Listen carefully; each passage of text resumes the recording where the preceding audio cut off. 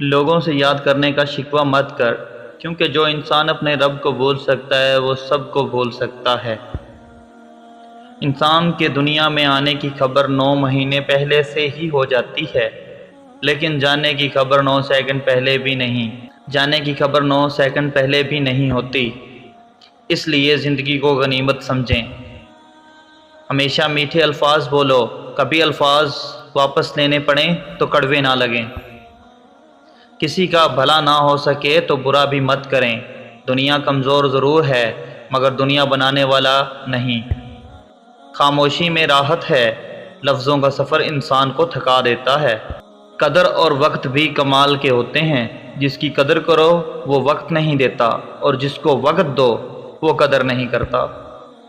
زیادہ سمجھدار اور زیادہ بے وقوف میں کوئی فرق نہیں ہوتا، کیونکہ یہ دونوں کسی کی نہیں سنتے۔ انسان کی اصلیت اور عظمت اس کے کیے جانے والے اعمال سے معلوم کی جا سکتی ہے۔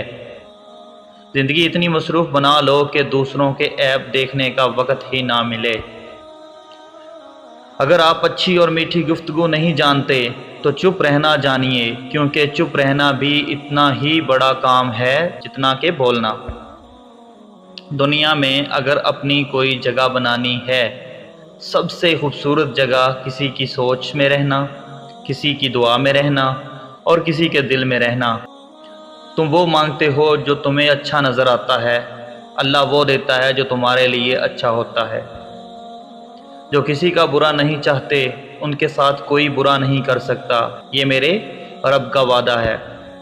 اگر آپ کے خواب میں اونچے پہاڑوں سے آبشار گر رہی ہے اور آپ اس آبشار سے خود کو خواب میں پانی پیتا دیکھتے ہیں، تو یہ اشارہ ہے کہ بہت جلد آپ کا نصیب کھلنے والا ہے اور خدا کی بے پناہ رحمت اور نعمت سے آپ کو نوازا جائے گا۔